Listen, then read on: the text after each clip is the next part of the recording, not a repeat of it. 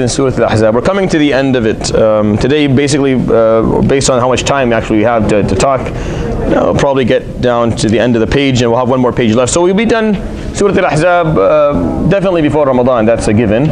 Probably won't have enough time to start another surah, or to start Sabah. We may start Sabah with like one halaqah before Ramadan begins, so we won't be able to actually finish it or come even close to. But we'll do our best, inshallah, in terms of trying to finish, making sure Ahzab is done before Ramadan starts. So I can do a summary of it and kind of revise it with everyone. In case you didn't come to all the halaqat, hopefully you'll have a clear enough understanding and comprehension of the surah itself, allow you to interact with the verses when you read them again later on, inshallah, in your life. And that's the point of understanding surahs in a thematic way, and looking at clusters of surahs that talk about similar topics or have a common theme. The point of this, or the benefit of all this, is that it gives you a compass when you're reading the surah on your own. Meaning you have an idea what this surah is trying to tell you. So when you read the ayah, you can understand it under that theme and it makes more sense to you. Meaning you're able to interact with it a bit more. When you're reading the Quran, you have no idea at all what this surah is talking about. Like you have no understanding whatsoever. When it was revealed, why, what was the context of it, what point it's trying to make, what part of, it's a part of what type of, what cluster of surahs, and what are they trying to teach, then you're kind of lost. And you'll make assumptions. And you may make, a lot of wrong assumptions, and end up understanding something from what you're reading that is very different from what the surah is actually trying to tell you. However, if you do understand the theme, it'll make much more sense. It really does. Like the ayah itself, like today, we're going to explain a few ayat, and the next time, the time after, that I am 100% sure that you are going to have a level of appreciation of these ayat that others do not. Meaning they won't share with you the level of appreciation that you will have towards these verses, because you understood these verses within the context of this long surah that talked about certain topics, that had a very clear theme. It's a surah that talks about, a cluster of surahs talks about obedience, talks about submission, of ta'ah, istislam lillah subhanahu wa ta'ala. And it's looking at it from different angles. Surat AlAhzab is talking about doing that when it's very awkward to do it, when it's hard, when it doesn't make perfect sense to you, when you find it difficult, when it's not a comfortable situation. And all of Surat AlAhzab, every single story in it, extremely difficult to speak of, very awkward, very uncomfortable, very stressful. We all felt it. Everyone here listening to the ayah was struggling, trying to understand it a bit more. And this is what Allah subhanahu wa ta'ala is trying to teach us, that when you're obeying Allah subhanahu wa ta'ala, it really counts when it's hard. That's when it really counts. It will really count when you're doing something, when you're obeying Him subhanahu wa ta'ala, you're following His command when it's hard to do it. When it's easy to do it, that's by definition, I just said it, it's easy to do it, it's no big deal. It's self-serving, and it's not much of a hustle. But when it's hard to do it, that's when things become, that's when you're being observed a bit more. That's when you say, okay, let's see, are you truthful about this? And that's what all Surat AlAhzab have been talking about. So building that's all building up throughout the surah. Coming to this ayah, number 56, that is a landmark ayah that everyone knows, everyone has memorized. You hear it almost every single Friday at the end of a khutbah. The imam, before he finishes the khutbah, will say, "Inna Allah wa malaikatahu yusalluna ala nabi," and then we go down. So we heard every single Friday. It's a part of the cliche of what the khutbah sounds like, and it's supposed to sound like. To be honest, there's nothing wrong with it. I'm just saying that we've become quite numb to the ayah. But this is where it is in the Quran. If you ever wondered, okay, these ayat that we hear repeated every single Friday, in different, or we hear repeated by shuyukh a lot in different occasions, where do they exist in the Quran? Well, this is where this one exists in the Quran. But so if you had understood it before, this is the example I'm trying to give you. If you had understood this ayah before, and you probably did, today when you understand the ayah within Surat AlAhzab, it makes a big difference. Meaning your level of understanding of this is going to be much deeper, because now you know what this is attached to. This is attached to a surah that's talking about one difficult situation after the other, about the battle of the Confederates, and how scary and how extremely difficult from a fear perspective, it was to stand your ground and do what Allah subhanahu wa ta'ala had asked you to do, and be brave and be courageous. Talking about the wives of the Prophet ﷺ and accepting a certain level of livelihood that was not ideal, to say the least, in anyone's opinion.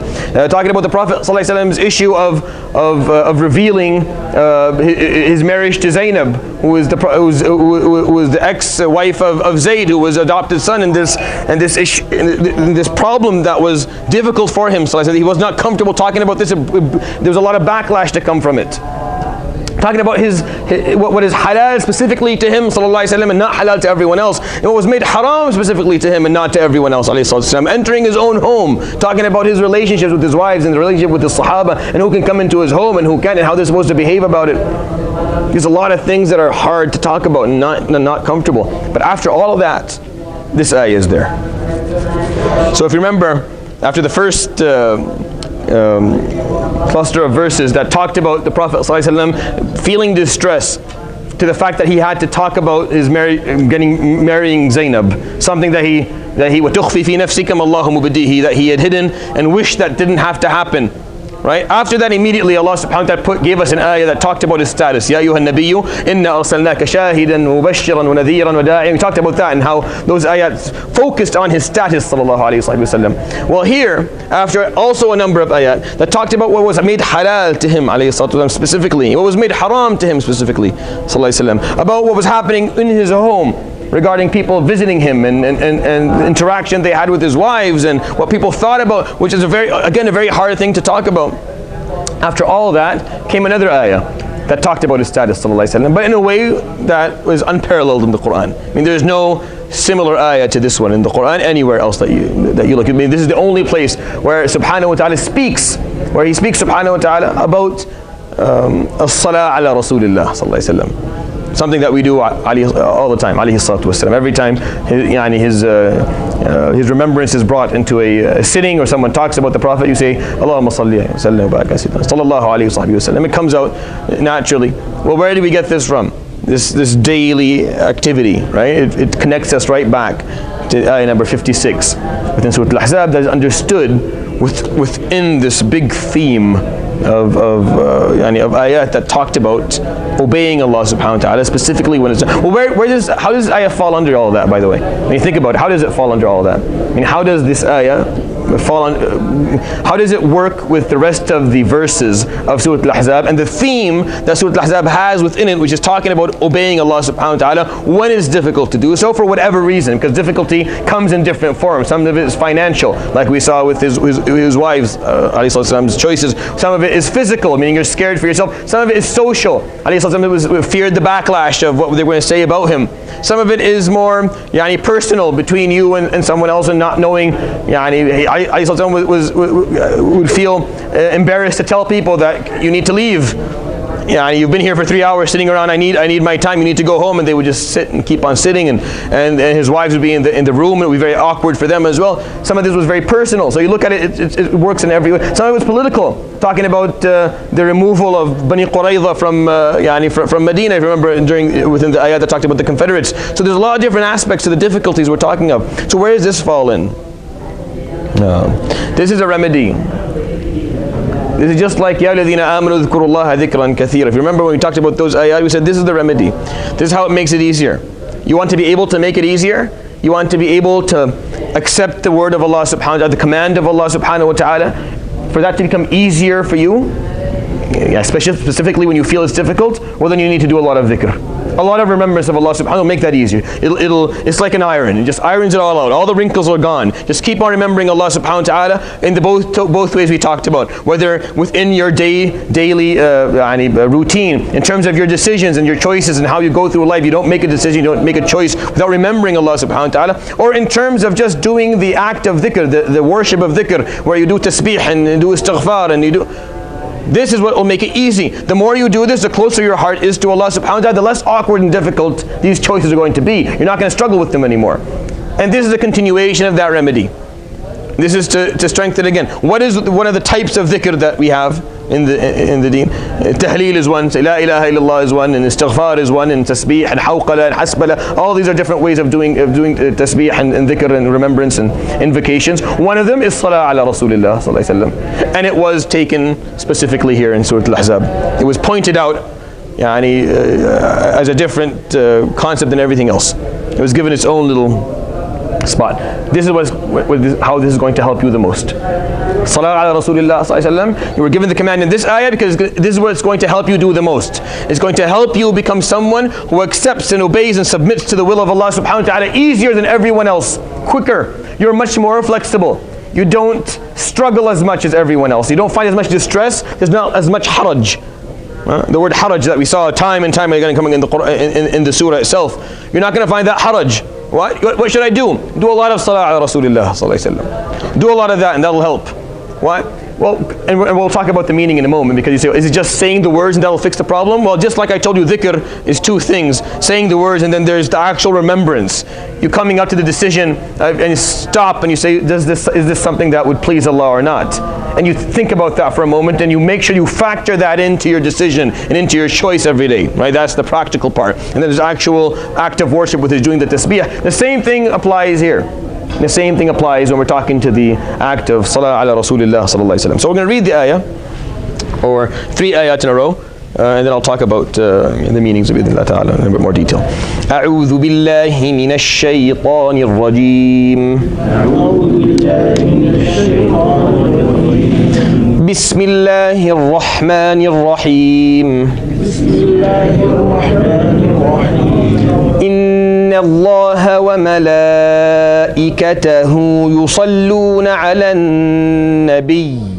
إن الله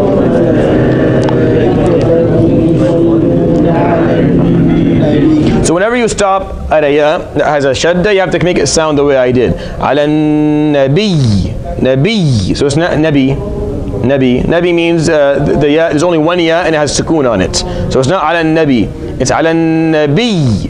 Nabi. You hear how it's because it's 2 yas in a row and both have shadda. So yeah, both it has a shadda, so they both have sukoon on them. So you're not actually pronouncing one ya, you're pronouncing 2. So you have to make sure that that emphasis is made when you stop.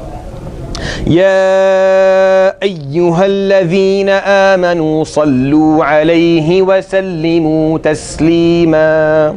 يا أيها الذين آمنوا صلوا عليه وسلموا تسليما. إن الذين يؤذون الله ورسوله لعنهم الله. إن الذين يؤذون الله ورسوله لعنهم الله في الدنيا والآخرة.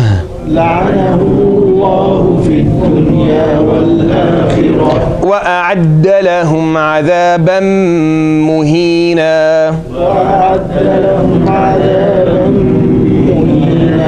والذين يؤذون المؤمنين والمؤمنات بغير ما اكتسبوا.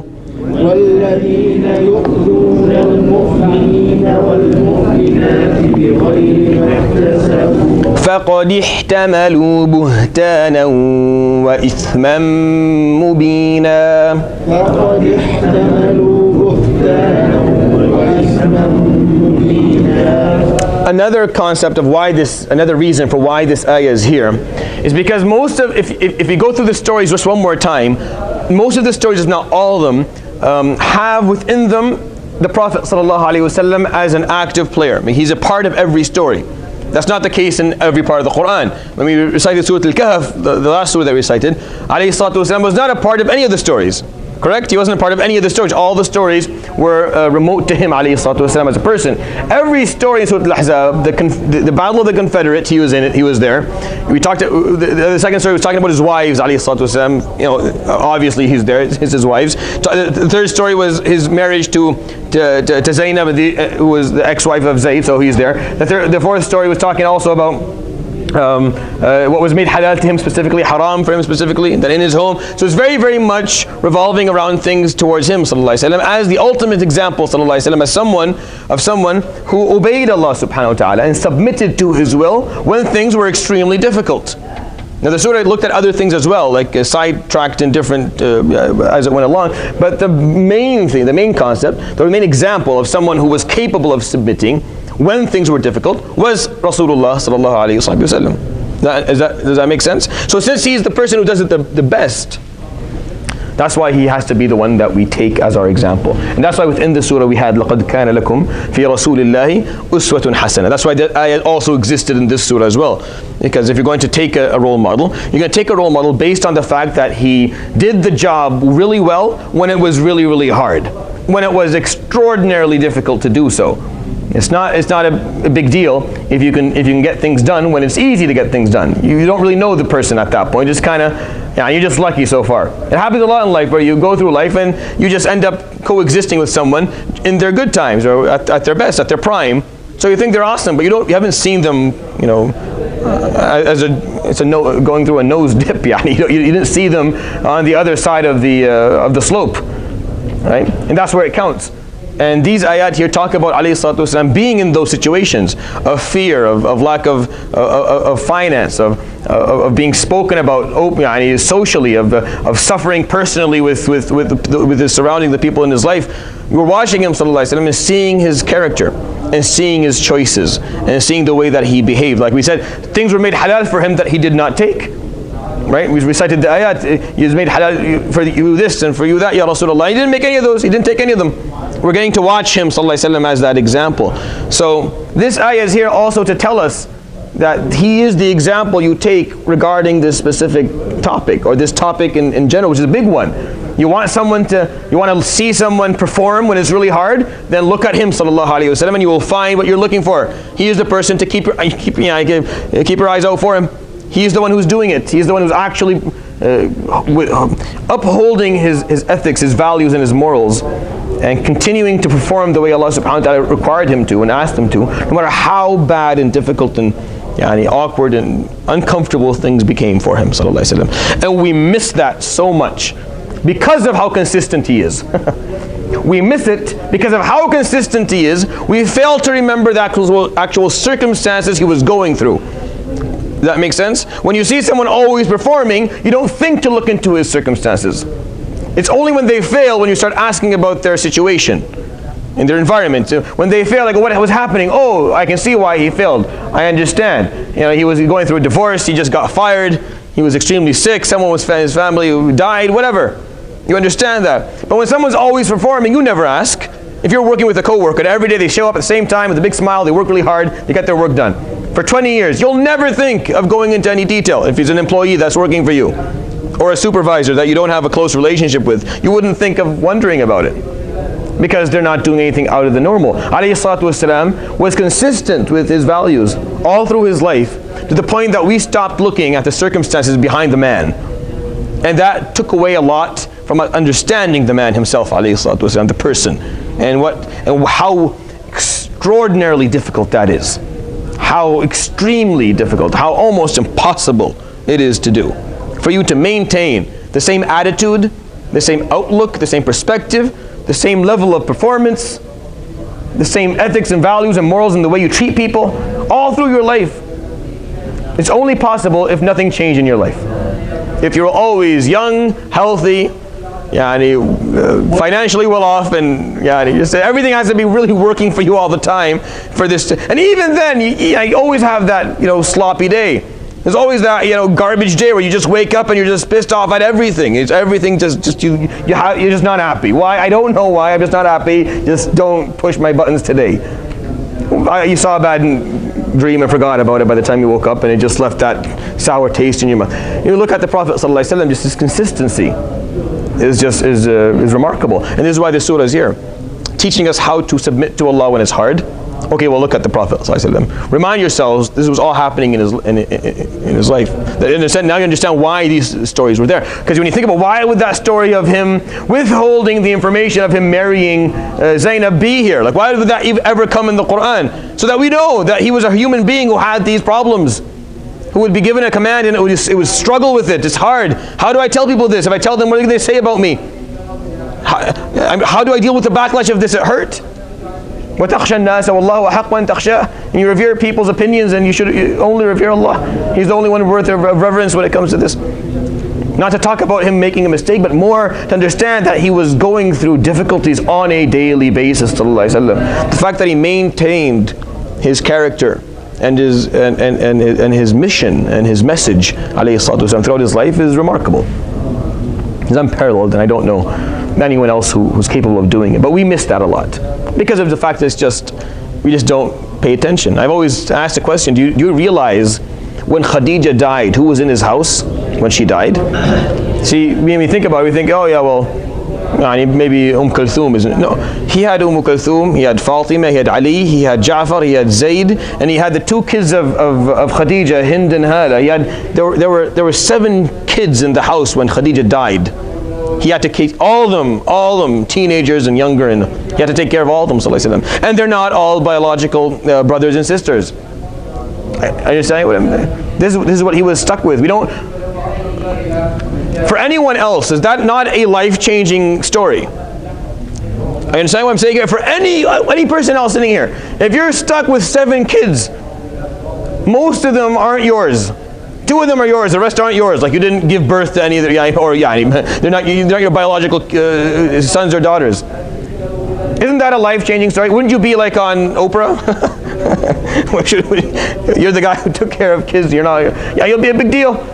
People making short documentaries of you, and no one be saying, why isn't he practicing anymore? Any medicine, or why isn't he a physician, or an engineer? Why isn't he a teacher? Oh, he had to stay home and take care of his family. Everyone would be clapping, and alayhi salatu didn't. He kept on. He was a prophet. He was a Rasul. He was Rasulullah sallallahu alaihi wasallam. He couldn't say, oh, Ya Rabb, I have 7 kids. I'm gonna have to bail on this. Maybe move it on this. No, he continued to be Rasulullah sallallahu alaihi wasallam, and he did it really, really well.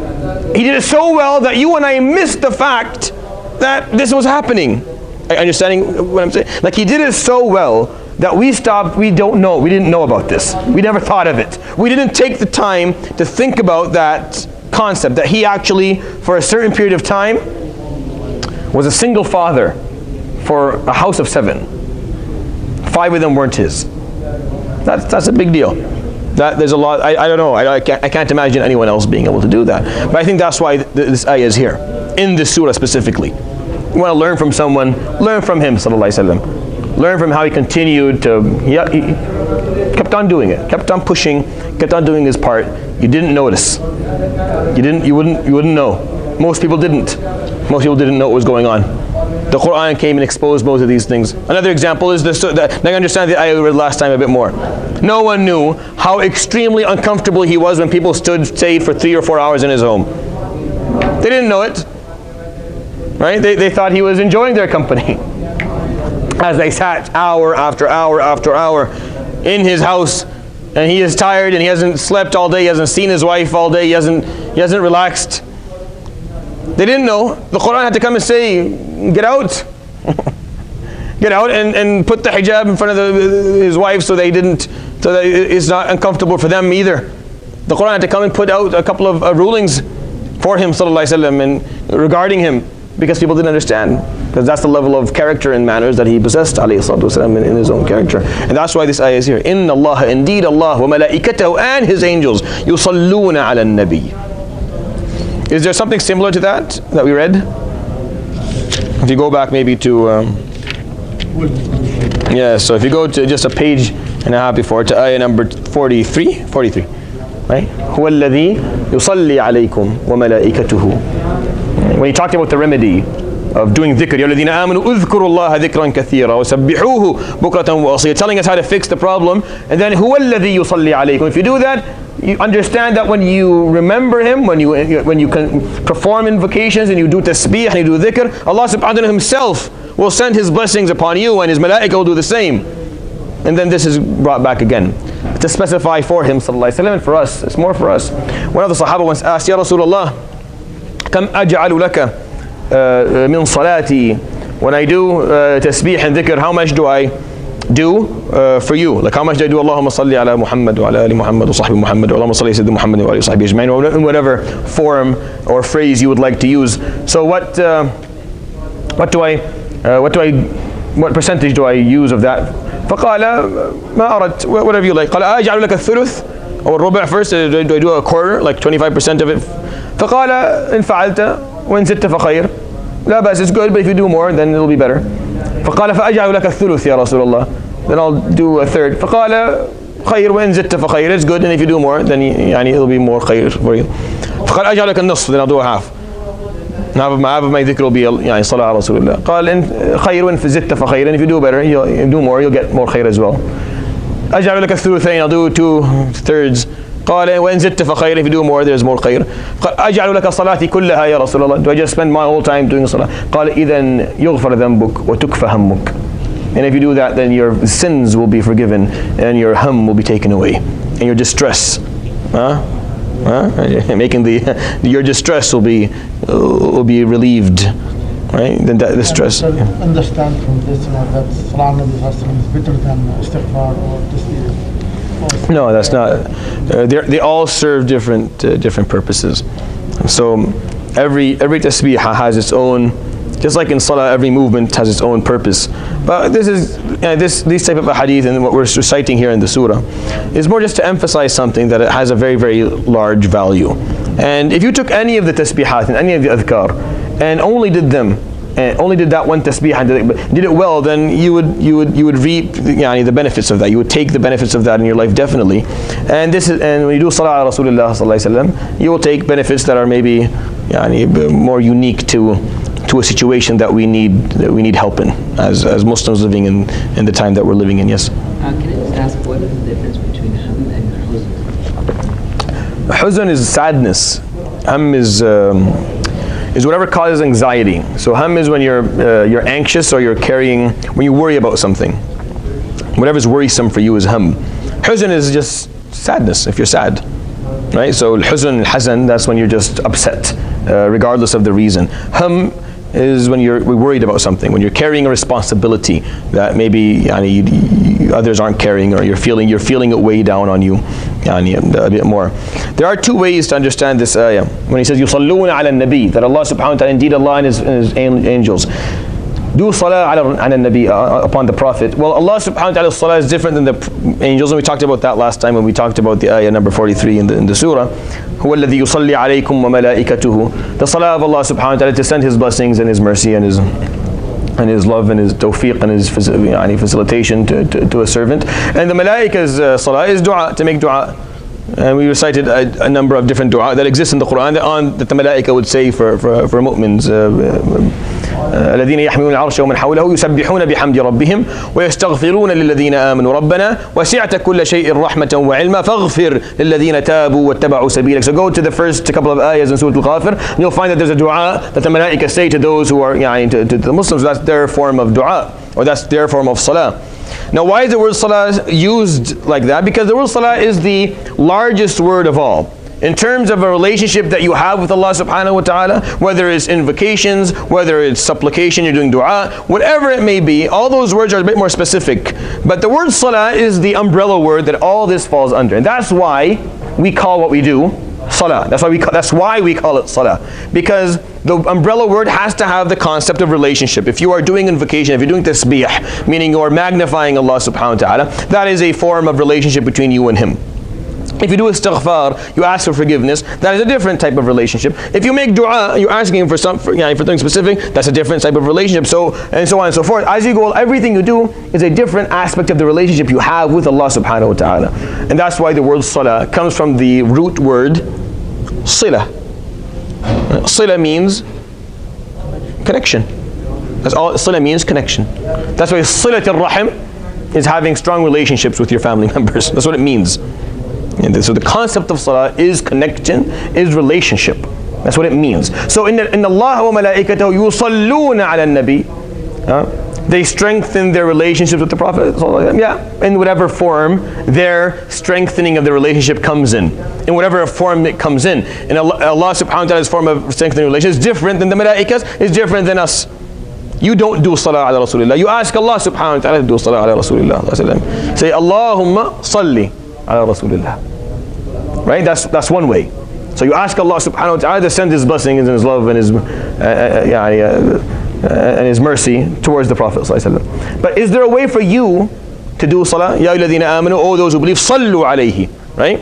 Because we're being commanded. This is a direct command from Allah subhanahu wa ta'ala to the mu'mins. How many direct commands have we had in the surah here? Go back a bit. How many Ya ayyuhalladhina amanu have we had? 3 or 4? Right? At the beginning, remember the blessing of Allah and the battle of the Confederates and how it ended. When it comes to marrying and then divorcing before you actually consummate the marriage. And then don't enter the house of the Prophet unless you're being granted permission to eat food, and don't wait for the food to actually be made. Enter when it's already done. So don't sit around for like an hour and a half waiting for things to get brewed and cooked. But those are more specific to people who lived at the time. You and I weren't there for the Battle of the Confederates. Some of us may get married and then have a divorce before it actually happens. None of us actually entered the house of the Prophet ﷺ, but all of us, everyone, is being spoken to here. Ya ayyuhalladhina amanu sallu alayhi wa sallimu taslima. These are very important words. Sallu alayhi, perform salah upon him sallallahu alayhi wa sallam, in the form of saying Allahumma salli ala Sayyidi ala Muhammadin wa alihi wa sahbihi, or saying Sallallahu ala Muhammadin wa sallam, in whatever form that you want to use it. Probably the best form is the form that you use within prayer itself, when you're doing the salawat al-Ibrahimiyya. Allahumma salli ala Muhammad wa ala ali Muhammad kama sallaita ala Ibrahim wa ala ali Ibrahim wa barik ala Muhammad. That's probably the best way to actually do it in terms of following the sunnah, because that's what he taught us to say sallallahu alaihi wasallam himself. So that's one way, and that is understood. Meaning when I gave you guys a few weeks ago, I gave you something to do. I told maybe start some dhikr by doing 300 tasbihah in the morning and 300 in the evening. Do you remember what they were? So I advised that maybe do 100 astaghfirullah in the morning, 100 Allahumma salli ala Muhammadin wa ali Muhammad kama sallaita ala Ibrahim, do 100 times, and la ilaha illallah 100 times. Do them once in the morning and once in the evening, so altogether 600 times, and just stick to that for a few months. And then when you're done, if you feel, you will see a change inshallah in your relationship with Allah subhanahu wa ta'ala, and your relationship with the deen. Then we'll start adding to that a bit. We'll put another 100 here, another 100 there, and you'll build that up until you have a nice number where you're doing a lot of invocation in the day. It'll bring a lot of serenity and tranquility to your heart, and you'll find yourself much more connected to the deen in general. Well, the same thing goes for this. When you do Allahumma salli ala Sayyidina Muhammadin wa ala alihi wa sahbihi ajma'in, you do that 100 times or 200 times a day, you will find a change. And this is probably, and you ask me, well, why that specifically and why leave others?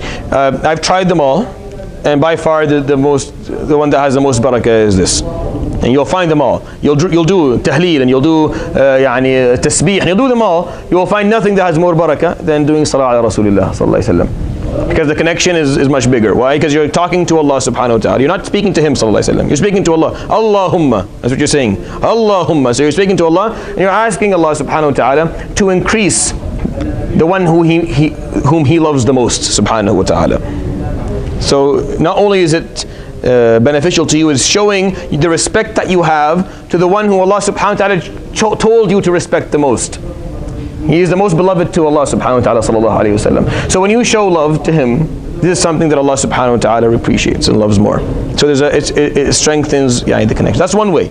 And I think, and we've talked about that last the halaqah where we talked about dhikr. I'm not going to repeat all of it, but I do want you to try this. Do a bit more of salah Rasulullah sallallahu alayhi wa sallam in your day. If 100 is too much for you, break it down into smaller chunks. Do 10 after each prayer, or do 10 at least in the morning after Fajr, and 10 after Maghrib. Increase your salah ala Rasulullah sallallahu alaihi wasallam, and you'll see inshallah the barakah of doing these things and the enlightenment of following them. But then there's a different way of salah ala Rasulullah sallallahu alaihi wasallam. This way is a bit more specific. If we understand salah, yusalluna ya alladhina amanu sallu alayhi, as connection, if you've established, and that's what that is what it means, actually sallu alayhi, then we look at it from that perspective as well. A way for you to salli ala Rasulullah sallallahu alaihi wasallam is to know Rasulullah sallallahu alaihi wasallam, is to understand what it is he came to represent alayhi salatu wasalam, to learn his life, to learn what he said and what he taught. The Quran, number one, the first thing that he taught sallallahu alaihi wasallam, the first thing that he practiced alayhi salatu wasallam was the Quran, number one. And then whatever we have from Sahih Sunnah for us to learn from. To strengthen your connection with him sallallahu alaihi wasallam on a level that is much more practical. where you are trying to be more like him, alayhi salatu wasalam, trying to live a lifestyle that is more similar to the lifestyle that he lived, to embrace the values and the morals that he embraced, alayhi salatu wasalam, in his life, to follow him in the practices that he carried in his life, alayhi salatu wasalam. That is another form of connection. That is another form of connection. That is just as important, if not much more important, than the one that I explained to you. If you're going to sit all day long saying Allahumma salli ala Sayyidina Muhammadin wa ala alihi wa sahbihi ajma'in, Allahumma salli ala Muhammadin wa ala alihi wa sahbihi wa sallam, you're going on all day with that. But then, when you speak to your wife, it is without respect, or when you treat your children, it is without love, and when you're talking to your fellow Muslim, it has no, what's the point? If then your lifestyle has no similarity to him, sallallahu alaihi wasallam, in any way. When your lifestyle is completely disconnected from him, which is the whole point, where you're trying to connect with him, alayhi salatu wasalam, but your lifestyle is disconnected, that's a problem. That needs to be addressed. No, that's more important. Inshallah, when you do more salah ala Rasulullah, that will strengthen the love you have in your heart to him, and you will connect more. But that has to be the goal. The goal is not just the word. The goal is the state of the heart, and then the state of the attitude, the perspectives and the behaviors. This is what we need to look into changing. So ya alladhina amanu sallu alayhi. That's also what he's saying, subhanahu wa ta'ala. Yeah? Sallu, connect with him, connect upon him. Find that connection with him so you can be like him, so you can live like him. Or this whole thing is not going to be worth anything. That's why sallu alayhi wa sallimu taslima. Not sallimu salama. Right? Salam means salam. And we have that in salah. Assalamu alayka ayyuhan nabi wa rahmatullahi wa barakatuhu. But here it's not sallimu salama, meaning give salams. No, sallimu taslima. Taslima is different. Taslim is from the same root of Islam. So, sallama salaman is one way to say things. If I say sallama salaman, that means he gave salams to someone. Sallama tasliman means he submitted. Sallama tasliman is different. It means he gave his submission. He gave up. He handed something over in a submissive way. So sallama salaman can mean that he gave his salam to someone. Sallama tasliman, he gave something up in a submissive way. He didn't fight. So wasallimu taslima, what it means is for you to give up your lifestyle, give up your way of seeing things, give up whatever ideas that you've had previously about how you want to live and how you want to view things. Give that up submissively to be more like what he was, alayhi salatu wasalam. This is the concept of it. This is not to say salam is not a part of, no, it is. You go and you visit, inshallah, in Medina, and you stand in front of the Rawdah, and it'll be a very beautiful moment for you, and you'll say, Assalamu alayka ya Rasulullah. And you'll know that that's where his grave is. Assalamu alayka ya Abu Bakr, Assalamu alayka ya Umar. You'll make salam to the people, and you know this is salam. In your salah every day you get to do it multiple times. Assalamu alayka ayyuhan nabiyyu. But sallimu taslima is different. Sallimu taslim doesn't mean that. Taslim is for you to give something up submissively. It comes from the root word of Islam, not salam. They're the different roots all together. It's a very important part of understanding this ayah. This ayah that we hear every single Friday. We hear it all the time. It's a part of our daily. Everyone knows this ayah. Very few know where it is. Even less know why it is where it is in the Quran. And even less know what it's trying to say. Inna Allah wa malaikatahu yusalluna ala nabi. And indeed Allah and his angels have that connection with the Prophet ﷺ. If you want to understand that broader way of looking at it. So those who believe, strengthen that connection and give up what is you have submissively to him ﷺ. Give it up. Just let go. Whatever it is you're holding on to, that is not how he would do things ﷺ. Not how he would think about things, not how he would go about his life. Just let it go. Don't fight it. Just let it go. And submit to his way, alayhi salatu. Not because it's his way, but because the way Allah subhanahu wa ta'ala wanted it. Never forget the reason why it is that we look at him, sallallahu alayhi wa sallam, the way that we look at him. The reason is because of the beginning of this ayah. Inna Allaha wa malaikatahu yusallun. Because Allah subhanahu wa ta'ala has done salah upon the Prophet ﷺ and commanded his angels to do the same thing. Because of that, we are commanded to connect with him and submissively follow him and give up what it is that we have to what he has and what he taught sallallahu alaihi wasallam, is because Allah subhanahu wa ta'ala did it in the first place. Not for any other reason. Not for any other reason. The reason is because Allah subhanahu wa ta'ala has chosen. Because He gave us to him as the example, alayhi salatu wasalam. You need at least one example. In order to get things right, you need at least one example. With no examples, I don't think there has been examples in history where practically things worked out with no examples from the first time. I don't think that ever happened. There has to be at least one example, even if it's a wrong example. It has to be an example. But in the complexities of life, you need at least one good one. One good example to follow. And alayhi salatu wasalam fulfilled that purpose, being the final one, being the prophet who had the most holistic lifestyle. I mean, someone who went through all the different changes. When you look at other prophets, you'll find there are some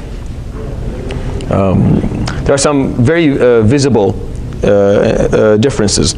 So Isa alayhi salam, you can't really see him as a father, or as a husband, or as a leader.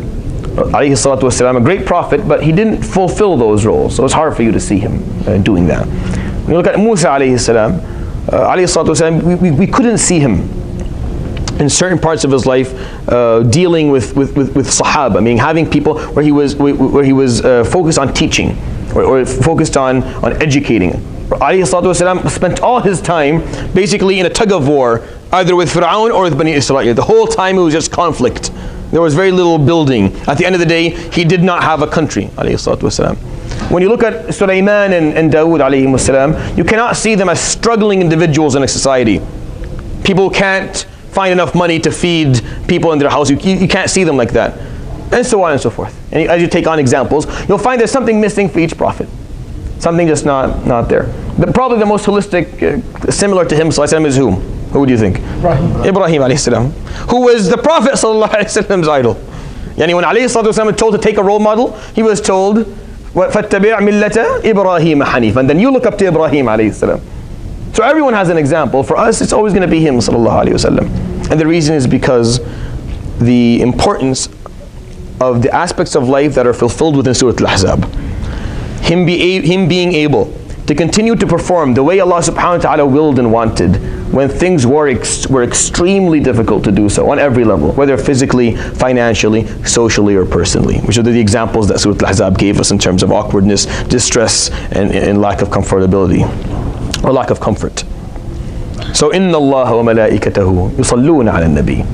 So indeed Allah and His Prophet and His angels will send their salahs to this Prophet. So those who believe, sallu alayhi, do the same. I advise you to do the same. If Allah subhanahu wa ta'ala is doing this, then you are advised to do the same. Unless you believe for somehow that you're better than Allah and His angels. Hasha lillah. No one here thinks that. So unless you do, then sallu alayhi, but do something more. وَسَلِّمُوا تَسْلِيمًا. So if you look at it, إِنَّ اللَّهَ وَمَلَائِكَتَهُ يُصَلُّونَ عَلَى النَّبِيِّ. There's no يُسَلِّمُونَ تَسْلِيمًا. That makes no sense. How do they give up? That doesn't work. That is specific to us. For us, سَلِّمُوا تَسْلِيمًا. Give up what you have submissively and follow the way that He gave you. Sallallahu alayhi wa alihi wa sahbihi wa sallam. So every time you read this ayah, remind yourself of what this means. First of all, do it verbally. Do it with your tongue. Say Allahumma salli ala Muhammadin wa alihi wa sahbihi ajma'in. But then actually think about the meaning lying behind this, which has always been there, which is the whole point of all of this. You start looking at the examples of Surat Al-Ahzab. Remember him standing there on the day of the Confederates, alayhi salatu wasalam, carrying the dirt on his shoulder for 15 hours straight, working with the people who are digging the trench, and then finding out, sallallahu alayhi wa sallam, that the Yahud Bani Qurayza have broken the treaty, are going to come from the south. And alayhi salatu wasalam needs to keep the hopes of people high. Find some way to secure Medina before they die. His fear for Sayyidina Ali radiallahu anhu and the intimate dua that he made to Allah subhanahu wa ta'ala, standing his ground, sallallahu alayhi wa sallam, ready to fight when needed, and then Allah subhanahu wa ta'ala took care of it. See him sallallahu alayhi wa sallam coming home after long days or long months of jihad. When he comes home, all he gets is, where is the money, where is the food, where is the why does everyone come home with stuff except you? Everyone seems to come home carrying bags of something, and you come home every time empty-handed. Where is the stuff? Why don't you have anything? Right? Having to do something that is hard for him, that he doesn't enjoy. Do you think he enjoyed that? Do you think Again, I think sometimes we don't understand at all. Do you think he was happy, sallallahu alaihi wasallam, coming home with nothing? Do you think he enjoyed it? Do you think this is his optimal lifestyle? He would like to go home with no food, with nothing there, very little things, sleeping on hasir with almost no. Do you think that's what he's enjoying this? Of course not. This was a choice he had to make so that you and I could never, so we could learn. Because if had he done it differently, had he lived on a higher socioeconomic status, if he had more wealth and he used it a bit more, then people wouldn't relate. And people would say, well, he did it for the money. Obviously, at the end, he made a lot of money. Look, he lived a wealthy life. He didn't. He had to not do. Just in order for Islam to work for a long period of time to Yawm al-Qiyamah, he had to make that choice upon himself. It wasn't happy. He wasn't happy doing it. It wasn't helpful for him. It's hard. And now the wives are making it harder. Now he has to put up with even those who are supposed to support him doing this because it's hard, are not supporting him. Now he has no one to support him. No one supports him on what he's doing. Alayhi salatu wasalam. And he stuck to it anyway. Trying to keep the social fabric of Medina together, trying to stop the gossip and stop the rumors. Just a while ago they were speaking of Aisha. A lot of rumors are being moved, and now he's being commanded by Allah to marry Zainab. And Zainab was the ex-wife of Zayd. It's not his son, but he's the closest thing he has to a son. What are the Arabs going to say about it? This is going to look really bad. Really bad. They're going to use this against me, they're going to use it against Islam later on. Can you see that? You're understanding these small little things that we read his seerah, sallallahu alaihi wasallam, we go through his life, and we never really look at them or think about them. You see, until we read this ayah, we didn't realize that every day he would go home and people be waiting in front of his door or coming with him, asking him to come in, sitting around, and he had to find some ways to get food made. And then he had to serve food, and they would sit around an hour after food, hoping for a conversation. He's been up since what, Fajr or before Fajr hours, and he hasn't gone home and sat with his family yet, hasn't seen his daughter, hasn't seen his wife, hasn't.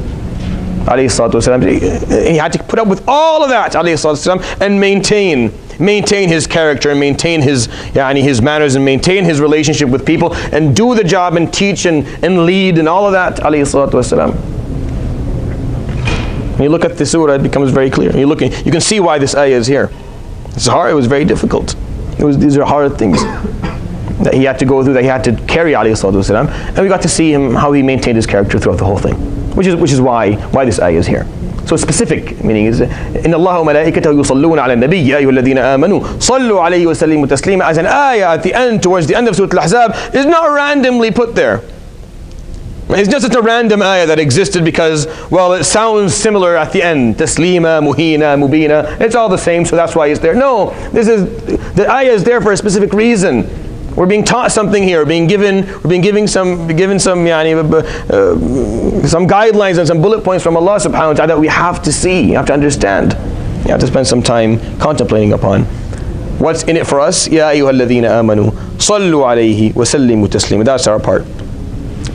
Perform your salah upon the Prophet ﷺ verbally, and then perform it upon him practically, and submit and sallim taslim, and give up what you have and take what he has, and inshallah you'll be closer to him, inshallah. Okay, the ayah after that kind of makes this a bit more, clarifies a lot of the ideas. Inna alladhina, indeed those, yu'dhuna Allah wa rasulahu, those who harm Allah and His Prophet. Now Allah subhanahu wa ta'ala cannot be harmed, that is obvious and that is clearly understood. So what does the ayah mean? It's a figure of speech. Harming Allah subhanahu wa ta'ala is harming the Muslims, harming people, it's harming those who you should not harm. It is going against His rulings, going against the deen, doing something that you shouldn't do. That includes harming another person. So when anything is given for the sake of Allah subhanahu wa ta'ala, what it means is that it's going to help people in a sincere and selfless manner. That's what it means. Because Allah subhanahu wa ta'ala does not benefit from what you give, nor is He harmed by what you say. It's a figure of speech, because when you're asked to give something for the sake of Allah, or you're doing something that is harming Allah, what you're doing is you're harming people, and you're harming those who you have no right to harm, or you're benefiting those who otherwise would not. You're not obligated to benefit, or it's not self-serving to you to benefit them. So in the ladina yu'dhuna Allah wa rasulahu, those who are harming Allah subhanahu and His Prophet. What is the example of the harm that the Prophet sallallahu alaihi wasallam had to endure? For example, when they spoke about him, his marriage to Zainab, or when they spoke about his marriage to Sophia, because she was from a Jewish background, they spoke of that as well. Or when or the fact that you just stay in his house for longer, or some of them thinking the bad thoughts about the wives, and tubudu shay'an aw tukhfuhu, right? That's what we recited the last time, talked about last time. These are forms of harm. Those who go ahead and they harm Allah subhanahu, harm the Prophet sallallahu alaihi wasallam, la'anahumullahu fi dunya wal akhirah. Allah subhanahu wa ta'ala has condemned them. They are damned. They are destined to damnation by Allah subhanahu wa ta'ala in this life and in the akhirah. وَأَعَدَّ لَهُمْ عَذَابًا مُهِينًا. And He has prepared for them a very humiliating punishment. If it wasn't enough what we recited in the first ayah, what's best for you and I is to salli alayhi sallallahu alayhi wa sallam and sallim taslima. That's the best. That's in our best interest in terms of connection with Allah subhanahu wa ta'ala and achieving a goal. Then know that the opposite of this is much worse. For you to harm, for you to cause any harm to him. I know you're listening to this and thinking, oh, why you haven't done that? Okay, let me challenge that thought. You haven't harmed the Prophet sallallahu alaihi wasallam ever. All right. Can you not think of any example that maybe you did?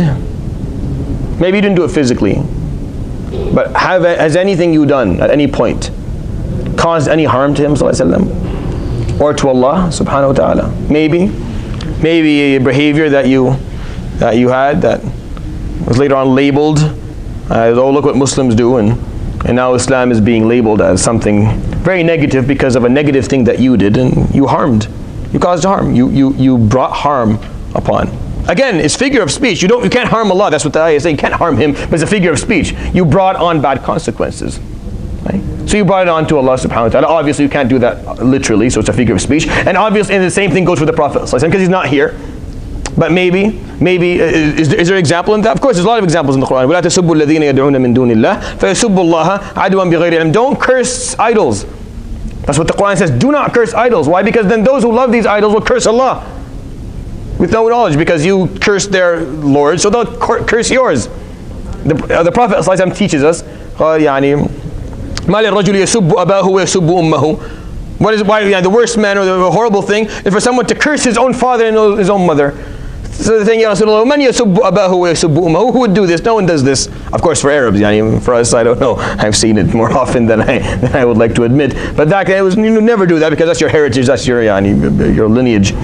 قال يسب أبا الرجل فيسب أباه ويسب أم الرجل فيسب أمه. Meaning someone will come and you'll curse the father of a person, so that person will curse his father back.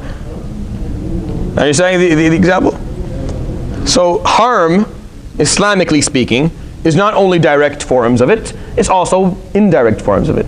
So indeed, now listen to the ayah again. Indeed, those who harm Allah and His Prophet, Allah has cursed them, has damned them in this life and in the hereafter, and He has prepared for them a very humiliating punishment. Now we should fear a bit. It always bothers me when you hear an ayah of punishment and you're like, oh, that doesn't apply to me, so I don't have to feel anything bad about this. Almost no ayah in the Quran is like that. Every ayah in the Quran can apply to me, always. And that's why it's there, or it wouldn't be there. So when you read it, look for what's in it for you. Look how you could be a part of this. Be very careful. Whether you like it or not, as a Muslim, you walk this earth and you bring upon the word of Allah subhanahu wa ta'ala. And you bring upon the deen of Allah subhanahu wa ta'ala. You bring upon the Prophet of Allah sallallahu alayhi wa sallam. You bring upon them benefit or harm with your behaviors. So you need to do your best. We have to do our best. And that's why we have to connect with Him sallallahu alayhi wa sallam, so we can do our best. So we can act in the best way possible. We have the best attitude and the best behavior that we possibly can. Because if you bring harm, then the consequences are very difficult. The final ayah, and we'll start with the one after. وَالَّذِينَ يُؤْذُونَ الْمُؤْمِنِينَ وَالْمُؤْمِنَاتِ. To continue that. And those who harm the believers, men and women, مُؤْمِنِينَ وَالْمُؤْمِنَات, بِغَيْرِ مَا اكْتَسَبُوا, for no good reason, meaning this is not payback, this is not retaliation, this is not qasas, meaning you are just harming someone for it's not a consequence for a mistake that they made, you're not getting anything. بِغَيْرِ مَا اكْتَسَبُوا. So they did nothing to deserve this at all. فَقَدْ احْتَمَلُوا. Then they are carrying upon themselves بُهْتَانًا وَإِثْمًا مُبِينًا. Al-buhtan,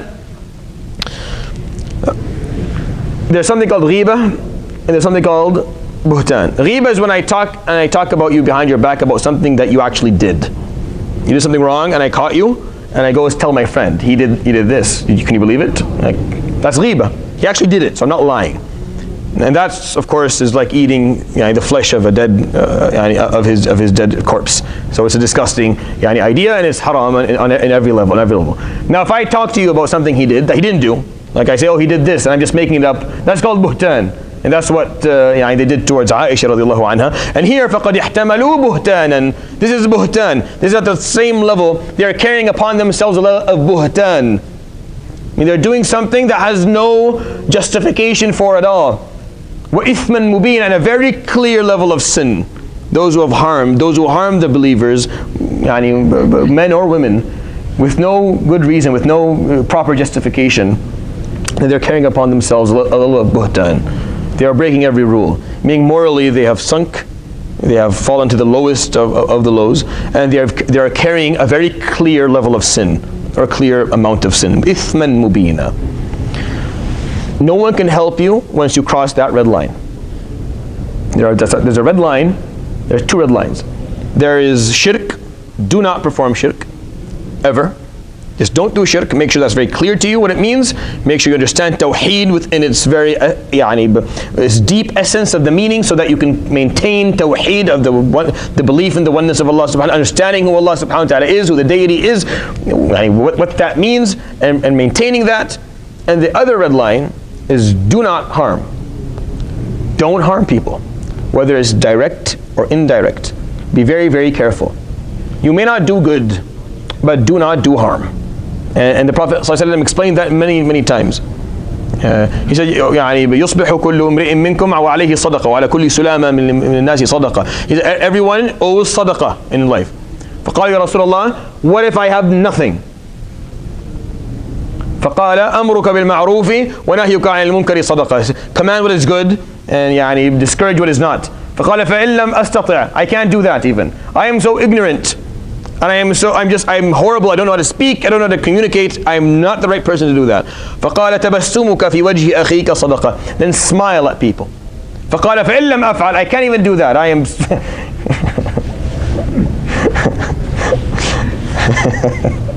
some people can. I remember I had a friend of mine, and his father used to come to the masjid all the time. And I knew his father, a very nice man, but I never ever saw his father smile in my life. Ever. And I saw him every day, and I would shake his hand, and never once did he ever crack a smile, not once. So I told my friend, I want to come over one day. I just want to come and visit. I'm just very interested. So I visited, and the father was he was very excited. He was bringing the food, and he never smiled once. Throughout the whole time, I was watching him, it was very awkward and weird. I was looking at the guy as he was serving the food, and he was having everyone in, and he was very enthusiastic about it, but he never smiled once. And I asked him, Abu Zahir, why don't you smile? He said, I don't know. This is just how I am. This is how Allah subhanahu wa ta'ala created me. I just don't have much of. And he never. And I asked his wife. She's an older lady. He doesn't really show much emotion, and he just doesn't really smile. Some people just don't have that. For whatever capacity. Alhamdulillah, I don't think he probably won't meet people like that. But I remember, for a very long time, he's not a smiley person. It's very weird because when you're speaking to him, you never know. Is he happy? Is he upset? Because there's no emotions. فقال كفك الأذى عن الناس صدقة. Then just don't harm people. That's a sadaqah. Just don't cause harm. Because once you cause harm, you're on your own. You can come and ask me for a fatwa and what to do. I can act like I know, but I know nothing. I know nothing. You can tell me, well, will Allah subhanahu wa ta'ala forgive me? Will He not forgive me? How will I get this? I don't know. No one knows. You made a mistake. You harmed someone. Now you have to deal with it. Now you have to find some way to get that person to forgive you. You have to find some way to make it up to them. You may succeed, you may not succeed. Allah may intervene on your behalf, He may not. You may have enough hasanat to make up for this and have enough left to go to Jannah. You may not, I don't know. And no one knows. Because it's harm. Just don't harm. If you want to be safe Yawm al-Qiyamah, then make sure these two things you got. Make sure La ilaha illallah Muhammad Rasulullah has been maintained. There's no shirk, you still believe, and that you did not harm people. And I guarantee you'll be soaring ahead of everyone. Even those who you thought were doing so much good, but they may have done a lot of good, but they did a lot of harm as well. And that harm is going to hold them back for a long time until it's sorted out. It all has to be sorted out. So be very, very careful of harm.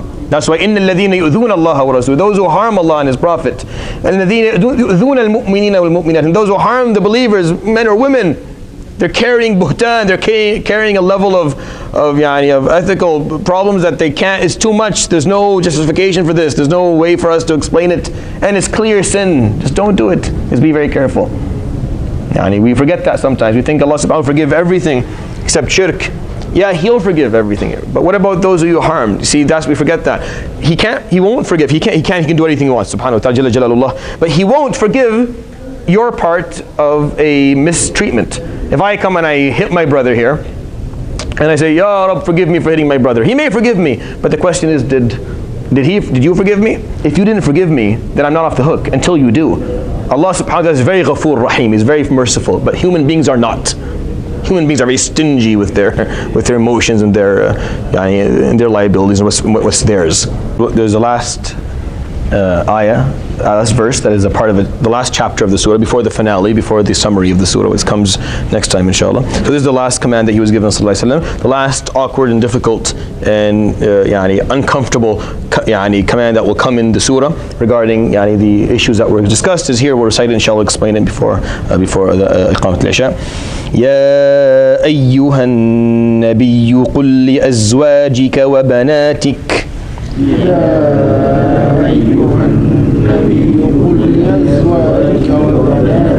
قل لأزواجك وبناتك ونساء المؤمنين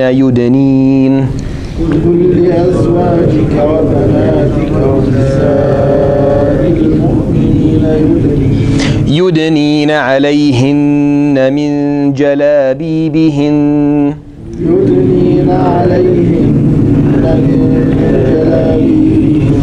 ذلك أدنى أن يعرفن فلا يؤذين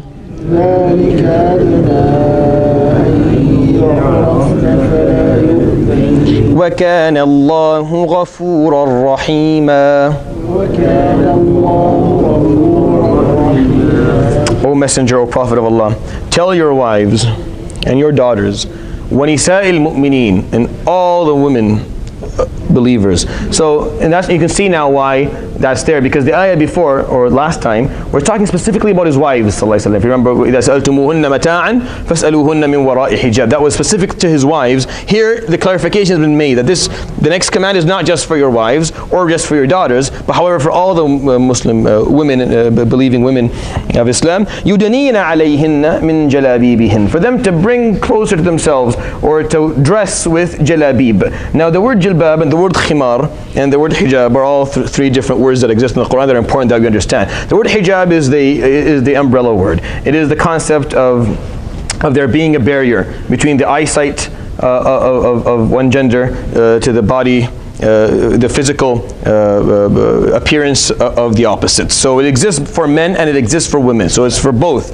We're not allowed to walk around fully nude either. So, but just the level of how we dress is different to the one of the opposite gender. But the word hijab is the umbrella word that has that concept of a barrier existing, a physical one, in terms of what we can see and what we can't.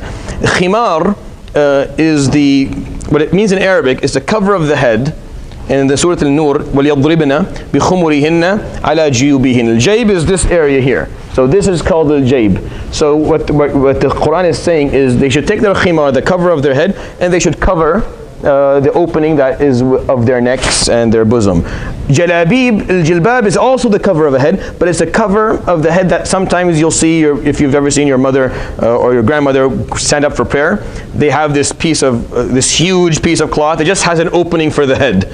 Right, and then it just goes down, basically down. So that's what a jilbab was called back then. So a jilbab is the same concept. It's a cover of the head that will go beyond just the neck and the ears. It'll cover a bit more. So it'll cover the back and cover the front part of the body. So jilbab also is not just a cover of the head. It's also a cover of the body. So يُدْنِينَ عَلَيْهِنَّ مِنْ جَلَابِيبِهِنَّ, for them to dress with jalabib, to dress with clothing that will cover their heads and cover their body so that it cannot be seen. ذَلِكَ أَدْنَى أَنْ يُعْرَفْ. This is better for them to be known as what? Known as women of piety, women of Islam, women who have made a choice to live in a certain way. فَلَا يُعْرَفْنَ فَلَا يُؤْذَيْنَ, and then less harm will come their way. In what form will less harm come their way? When they dress like that, it is also a statement. So just like for me, I'll give you an example. This is so understood also on the on the male side as well. Looking like this comes with a tax statement. Like looking like this throughout your life, you don't you don't go through with a normal life. You have a lihya and there's something, people make assumptions and it comes, you pay a certain price for being like that. But it's the price that you want to pay, not the one that you don't want to pay. Meaning the other that you get for this is the other that you're okay accepting. Meaning if someone discriminates against you because you're a Muslim, or they make assumptions about you because you're a committed Muslim, that's the type of other that you're okay accepting. But the other type of other you don't get. Meaning I can guarantee you throughout my 32 years of life, no woman has ever hit on me, ever. And like ever. The way you look, you're walking, it's impossible. The moment they look at you, look at lihya, this is not the person, they look for someone else. So this comes with also a statement that this is how I think, this is how I behave. So people are less likely to ever come your way because you're looking in a certain way. The same thing goes for the sisters. It's the exact same thing. When she dresses in a certain way, it's a statement that is made that I am not open to certain thoughts or certain ways of life, and it's easier. She may have she may get other from a different perspective, meaning she's a hijabi, so people will say something, or they'll make a comment, or they'll make an assumption, but that's other that we accept as Muslims because we're doing it for the sake of Allah subhanahu wa ta'ala. You're getting a massive amounts of ajr, and this is why Surat AlAhzab, that's why it's here in Surat AlAhzab. You're submitting when it's hard. There's going to be other, it's going to be difficult, but you get a lot of ajr. But the other is what you will have less of. I'm not saying that someone who looks like this will not get, no, you may get it every once in a while, but it's less, it's way less, it's guaranteed it will be less, because it puts a statement. The same thing goes for a sister who yudnina alayhinna min jalabibihin, when they will dress in a certain way, looking in a certain way, keeping the jilbab, so they're covering the adornments of the physical appearance. Less likely to get that type of other, less likely to be hit on in that very suggestive way that Islamically does not align with Islamic values and Islamic understandings. But there will be other, and that other is not a problem, or it is a problem, but not in what we're not in the context that I'm trying to explain to you. Meaning that is something that comes with the whole package. Meaning, as a Muslim, sometimes you're going to be enduring discrimination and mistreatment, but all the Muslims before you have, alayhi salatu wasalam, didn't the Sahaba. So you're just I encourage you to, if it's not too horrible, like if it's just a word, because sometimes you get the word, the racist comment or someone, kind of remind yourself this is something similar to what the Sahaba went through. It'll give you some comfort at the moment that this is probably what they felt back in the day when they were embracing the deen and everyone was against them. But ذَلِكَ أَدْنَا أَنْ يُعْرَفْنَا, that is better for them to be known as women of piety, فَلَا يُؤْذَيْنَ, so they'll be less likely to be harmed in that context. This is the context of what it's talking about.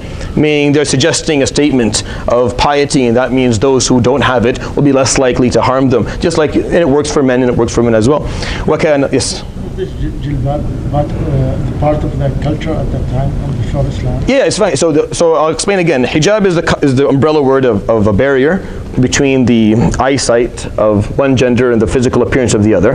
Khimar is when you cover the head and you cover the upper part of the body, and jilbab is when you cover a bit more. What is agreed upon within all four madhahib and beyond the four madhahib, with almost no difference of opinion whatsoever, back in the day or today, as far as I know, in terms of people who have knowledge, that what women in Islam are required to cover is everything but their face and their hands, and for some madhahib, their feet as well. Meaning some madhahib, there's a difference of opinion in terms of do they have to cover their feet or not. So some of them say yes and some of them say no. But besides that, there's really no difference of opinion. I mean, there is no Islamically valid opinion that says it's okay for them not to wear the hijab. It's just not there. We use the word hijab to cover the head. That's our terminology today. The Quran doesn't use that terminology because it uses khimar and jilbab instead. But so it's just a difference of terminology here that we're talking about. And you say, so saying jilbab is a part of the culture. Yeah, well, jilbab is not really the thing. I mean, it's not just wearing that long. It's just the concept of covering the head and covering the physical appearance. Do that with whatever you want to do that with. Buy whatever piece of cloth that has whatever color, whatever you want to just do that. It's not important that it looks the way I explained a second ago. It's just the concept itself has to be maintained. There's really no difference of opinion regarding the concept itself. I think that's important. I think I have talked about this a number of times before. I don't think that as Muslim men in the West we should be talking about this anymore. I don't talk about this, specifically in places where there are, and alhamdulillah, there's a couple sisters today with us, but usually there's no sisters here, so I talk about this, but I don't usually do it. I think that this concept of hijab, that is a very, very clear Quranic and prophetic tradition and command that Allah subhanahu wa ta'ala has given, this has to be done by Muslim women. They have to talk about this themselves, because it's becoming more of a identity quarrel and fight and struggle than it is a command that we're trying to maintain within our ummah, and it's being used to label people and it's harming people. So it's becoming a bigger issue than it used to be, and we have to be a bit more aware as Muslim men how we're going to deal with this. And I advise you to be a bit more sensitive towards how you want to word these issues. And I don't think you should be the person giving a khutbah or a nasiha or regarding this specific issue. Maybe leave that to someone else. Maybe for your daughter, and when you do it for your daughter, you have to be very smart in how you're going to do it as well. I think there's more to it than just us, because we don't go through it. I don't understand how, if we don't go through it as Muslim men, how is it that we find it easy to go ahead and start preaching to those that they have to do it, even though we're not doing it. So this is a Muslim woman is just as responsible for Islam as I am. So maybe that part of it she'll carry in terms of giving the nasiha, and we take care of certain things in terms of talking to young men, in terms of what's okay for them to do and what's not okay for them, that they find themselves more pulled to do than a young Muslim woman would find herself pulled to do. So I think these gender differences are important, that they're addressed in a gender-sensitive way, and especially in the place and time that we're living in, where these issues are becoming more and more sensitive from a cultural perspective, on a larger society scale. Meaning, living in Canada, these are issues that are very delicate. We have to be very smart in how we're going to continue to talk about it. At no point are the fundamentals of Islam going to be given up or sold out, or we're not going to cave in and say this no longer. No, it is this is what it is. Isn't this the whole point of Surat AlAhzab? It doesn't have to be comfortable. You don't have to like this. It doesn't have to be something that you find totally easy. Oh, I'm fine with it. No, you don't have to be, but it is what the deen is. That's the whole point of Surat AlAhzab, that yes, it may not be fun, may not be easy, but that's what Allah subhanahu wa ta'ala commanded us to do, so we'll do it. And we're going to find a way to do it that makes it as easy as possible. We're going to find, we go out of our way to find ways to make this transition for our Muslim youth, whether male or female, to follow these commands and stick to them. But this is what the ayah says. We'll end with ayah number 59. Next time we start basically the finale or the summary or the final chapter of Surat AlAhzab that kind of summarizes everything we talked about. And then another ayah that you've heard many, many times before, but never knew the context, you'll find out the context of. And then you'll have a comprehension of it that is much more deeper than everyone around you does, because you know in which surah it came and what that surah was talking about. I'll end with that. Subhanakallah bihamdik, shadu an la ilaha illa anta astaghfiruka wa atubu ilayk, wa sallallahu ala sayyidina Muhammadin wa ala alihi wa sahbihi ajma'in. Jazakumullah khair. Allah yabarik fikum.